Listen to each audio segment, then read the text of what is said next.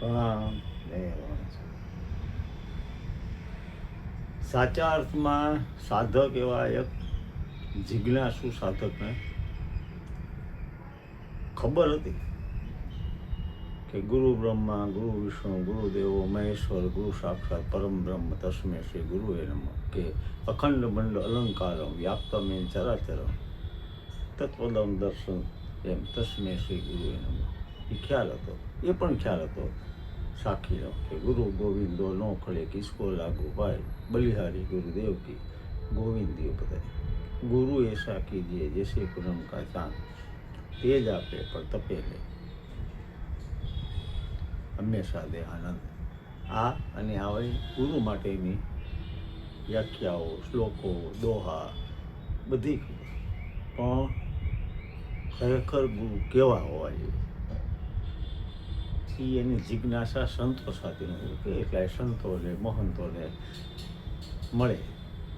આમ કરતાં કરતાં કરતાં કરતાં કરતાં કરતાં ગુજરાતમાં આવ્યો અને ગુજરાતમાં એક સાંજ પડવાનું હતું. એમ થાય કે સાંજ પડી જશે, તડકો રમી ગયો છે, 4-5 વાગ્યા છે, હવે આ ગામમાં જ આશરો લેવો પડે. કાલ વળી જાય છે હાલી હાલી, કે આ તો નાનું ગામ છે, અહીંયા કોઈ એવું નહીં હોય. છતાં હાલે પૂછું, એક ભાઈને પૂછ્યું કે તમારા ગામમાં કોઈ ગુરુ છે? ગુરુ તો અમને એટલે કેવા હોય એ ગુરુ ખબર પડે કે ભગત છે મારા, બહુ ઉત્તમ ભગત, બહુ માને લોકો એમ.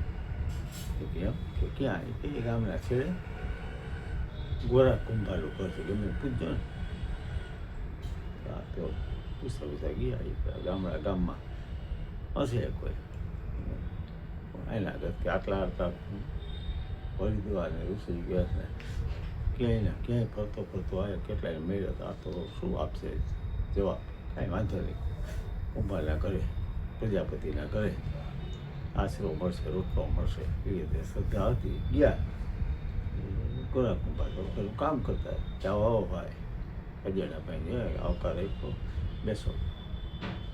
ઓટલો હતો એ બેઠા, ગોરા કુંભાર કામ કરતા કરતા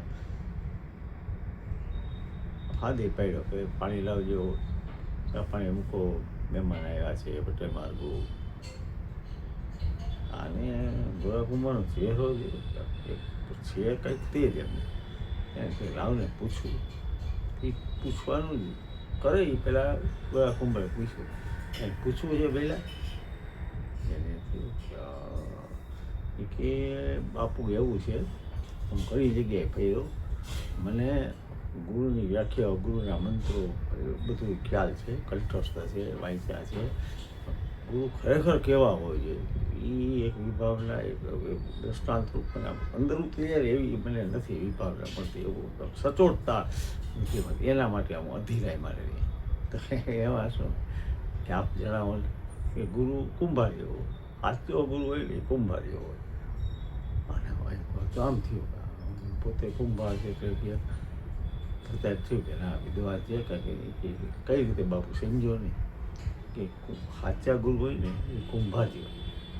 કે જો કુંભાર શું કામ કરે, ત્યારે માટલું બનાવતા કે જો માટલા અંદર હાથ રાખ્યો, ઉપર ટીપણું હતું, ટીપ વચ્ચે વચ્ચે કાંકરા રાખેલું હોય ને, વધારે કાઢના ટીપતા ચોક્કસ ઘાટ આપે, પછી એને તપવું અને સરસ મજાનું પાત્ર બને.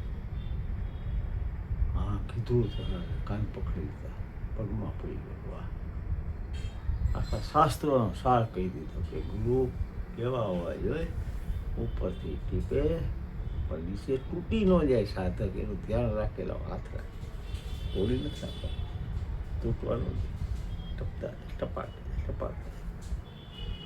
એના જે દુર્ગુણ રૂપી કાંકરા વધારેલો કચરો કાઢતા ધીમે ધીમે, કેટલાય જન્મોના દુર્ગુણ તેમ તો જાય નહીં, કાઢતા. પછી તપાવે, તપ કરાવે, સાધના કરે, ચોક્કસ આકાર સંતોષ થઈ જાય. આપ પણ સદનસીબ હશો, આપણા જીવનનો કહેવા ગુરુ હશે. આપ અવિરત ગુરુ કૃપા લે એવી અભ્યર્થના પ્રાર્થના. આજે ગુરુ પૂર્ણિમાનો પાવન દિવસ છે.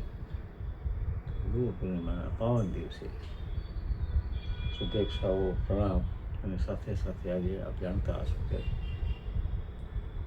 મહાભારતના રચયિતા વેદવ્યાસ વ્યાસ પૂર્ણિમા આજે કહેવાય છે, ગુરુ પૂર્ણિમા છે, વ્યાસ પૂર્ણિમા છે. તો અઢળક શુભેચ્છાઓ. આપની અંદરના રહેલા ગુરુ તત્વોને પ્રણામ, આપના ગુરુને પ્રણામ. જય ચલો.